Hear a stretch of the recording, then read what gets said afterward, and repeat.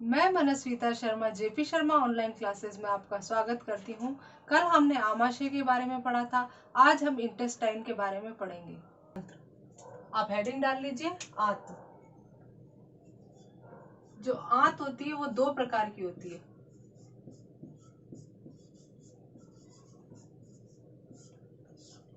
छोटी आंत और बड़ी आंत।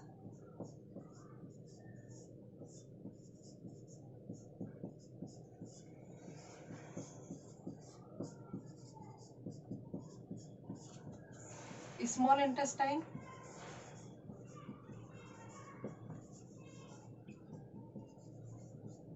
Large intestine.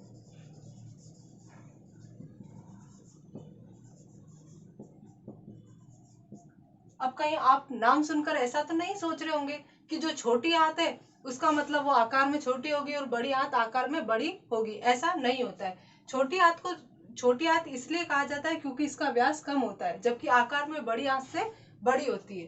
छोटी आंत का व्यास कम होता है, इसीलिए इसे छोटी आंत कहा जाता है।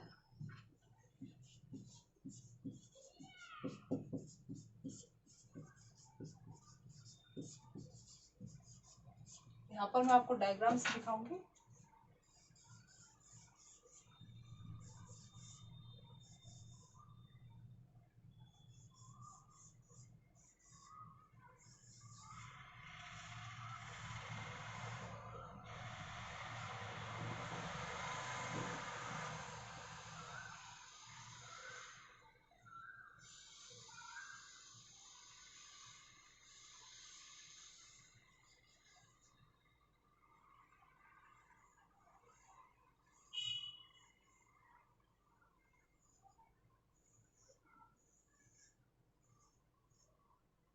कुछ इस तरह की स्ट्रक्चर होती है। ये वाली जो स्ट्रक्चर है इसे बड़ी आंत कहा जाता है, लार्ज इंटेस्टाइन।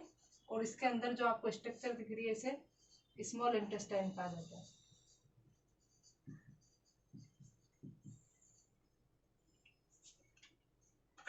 जो बड़ी आंत होती है उसका व्यास ज्यादा होता है।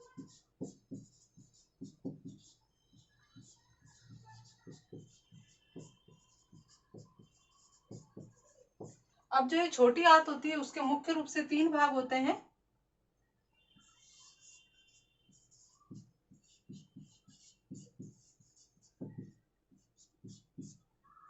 ड्यूडेनम, जेजनम और इलियम।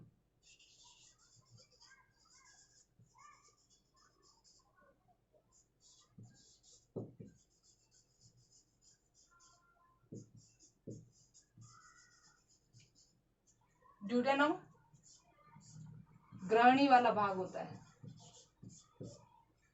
ये मध्यांत्र। और जो इलियम है वो शुद्रांत्र। ये जो ड्यूडेनम वाला पार्ट होता है वो छोटी आंत का सबसे स्थिर भाग होता है, क्योंकि यहाँ पर मेनली जो पित्त रस, बाइल जूस और अग्नाशय से आने वाला पैनक्रियाटिक जूस आकर मिलते हैं, इसलिए स्थिर भाग होता है। जबकि सबसे ज्यादा जो एब्जॉर्प्शन की प्रोसेस होती है वो जेजुनम वाले पार्ट के अंदर होती है। ये हाईली कोइल्ड पार्ट होता है। यहाँ पर गति अधिक पाई जाती है क्योंकि एब्जॉर्प्शन भी ज्यादा होता है। और ये स्थिर भाग होता है, स्टेबल पार्ट होता है और चौड़ा भी होता है थोड़ा।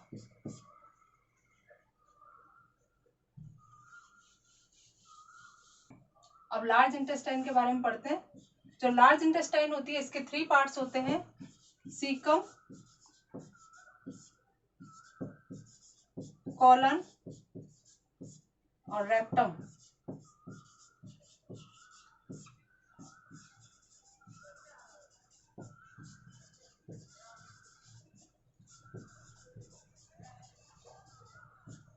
जो सीकम वाला पार्ट है ये मेनली जो शाकाहारी जीव होते हैं जैसे खरगोश, गाय, भैंस, उनके अंदर ज्यादा एक्टिव होता है, क्योंकि इस वाले पार्ट के अंदर सेल्यूलोज का पाचन करने वाले जीवाणु पाए जाते हैं।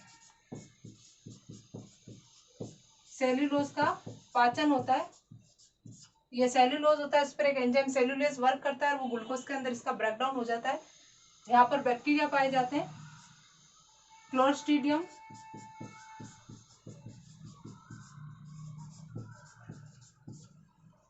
एक प्रोटोजोआ पाया जाता है,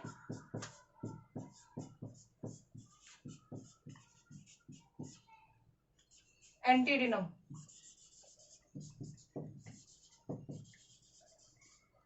ये मेनली यहाँ पर सेल्यूलोज के डाइजेशन में हेल्प करते हैं। कॉलम और रेक्टम के बारे में कुछ ज्यादा नहीं है। ये वाला क्वेश्चन कितनी बार एग्जाम्स में पूछ लिया गया है कि सीकम वाला पार्ट किसके अंदर ज्यादा एक्टिव होता है, तो ये मुख्य रूप से जो शाकाहारी जंतु होते हैं उनके अंदर अधिक एक्टिव रहता है। यहाँ पर ये प्रोटोजोआ में आप एंटीडिनियम कर लें।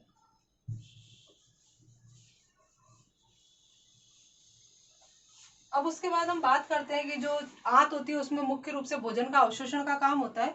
तो ये जो छोटी आंत होती है, छोटी आंत के अंदर क्या होता है, यहाँ पर मैं इसको डायग्राम को थोड़ा खोल के इस तरह से बनाऊंगी। ये जैसे आपके हाईली कोइल्ड पार्ट है छोटी आंत वाला,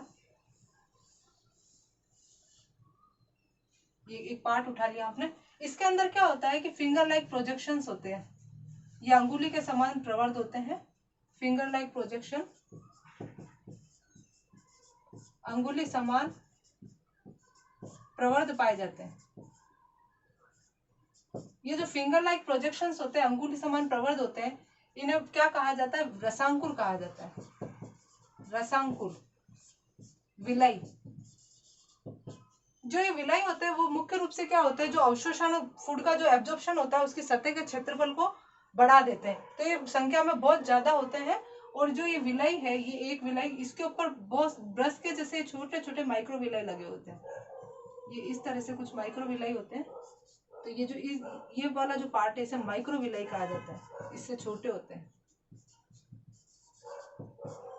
माइक्रो विलाई कहा जाता है। ये जो पार्ट है, ये विलाई, माइक्रो विलाई, ये आपको मैंने कल बताया था कि आहारनाल की जो दीवार होती है उसमें 4 स्तर पाए जाते हैं। सबसे बाहर की तरफ जो था वो सिरोसा था, फिर मस्कुलरिस था, सब म्यूकोसा था, म्यूकोसा था। ये मेनली जो सबसे अंदर आपको दिख रहा होगा, तो अंदर वाली लेयर जो होती है उसको हमने म्यूकोसा कहा था। तो ये म्यूकोसा वाली लेयर के अंदर पाए जाते हैं। उसके बाद हम बात करते हैं कि जो ये ग्रहणी वाला भाग होता है, इसके अंदर जो छोटी आंत का ऊपर वाला भाग होता है वो ग्रहणी वाला भाग होता है, ड्यूडेनम वाला पार्ट। तो जो ग्रहणी की सब म्यूकोसा में,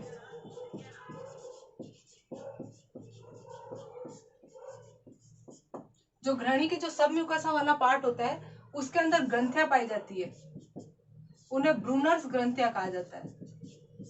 ब्रूनर्स ग्रंथियां, या इन्हें ग्रहणी ग्रंथियां भी बोला जाता है। ये ब्रूनर्स ग्रंथियां, ग्रहणी ग्रंथियां, ये क्या करती है, ये सारे म्यूकस स्त्रावित करती है, बेसिक म्यूकस का सिक्रेशन करती है। अब ये बेसिक म्यूकस क्या करता है, जैसे ये जो फूड है वो आमाशय के अंदर होता है, तो उस टाइम उसका जो मीडियम होता है वो HCl की वजह से एसिडिक हो जाता है। पर जब वो इंटेस्टाइन में आता है, तो उसके अंदर बाइल जूस आकर मिलता है, पैनक्रियाटिक जूस आकर मिलता है, और यहाँ से ये सारी म्यूकस भी उसके अंदर जाकर मिल जाता है। तो उस वजह से जो फूड का जो मीडियम होता है वो बेसिक हो जाता है।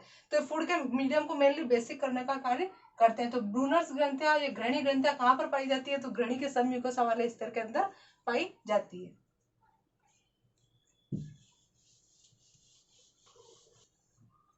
अब आपने एक नोट लगाइए, कल हमने आमाशय की बात करी थी, उसके अंदर मैंने आपको 3 भाग बताए थे। तो सबसे ऊपर जो था फंडस था, फिर बॉडी था, पाइलोरस था। तो ये वाले जो पार्ट होते हैं वो जंतु जो मेनली जुगाली करने का काम करते हैं। जुगाली करने का काम जो भी, जैसे अपने गाय भैंस वगैरह, ये मेनली जुगाली करती है, लंबे समय तक चबाने का काम करती है, तो इन्हें रूमिनेंट्स कहा जाता है। तो यहाँ पर आप नोट लगाइए, जुगाली करने वाले जंतुओं, या इन्हें आप क्या कहेंगे, रूमिनेंट्स में जो आमाशय होता है 4 भागों से मिलकर बना होता है। मेनली हमने 3 भागों के बारे में बात करी, पर इनका जो आमाशय होता है वो 4 भागों से मिलकर बना होता है।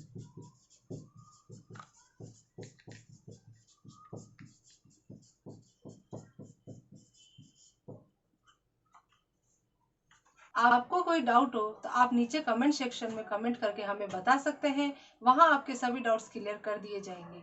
आपको मेरे द्वारा पढ़ाया गया अच्छा लगा हो तो इस वीडियो को लाइक करें, अपने दोस्तों के बीच ज़्यादा से ज़्यादा शेयर करें और इस चैनल को सब्सक्राइब करें। सब्सक्राइब बटन के पास आपको बेल आइकन दिखेगा, उसे ज़रूर प्रेस करें। इससे आपको हमारी आने वाली नई वीडियोस की नोटिफिकेशन मिल जाएंगी।